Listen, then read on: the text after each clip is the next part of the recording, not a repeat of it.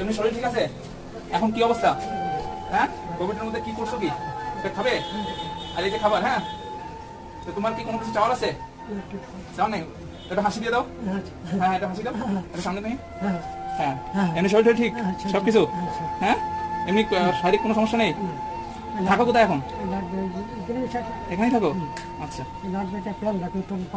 একটা প্যান্ট লাগবে তো তোমার এর পরের দিন এখানে আসলে পাবো? তাহলে আমি একটা প্যান্ট নিয়ে আসবো। হ্যাঁ, একটা জামা নিয়ে আসবো, ঠিক আছে?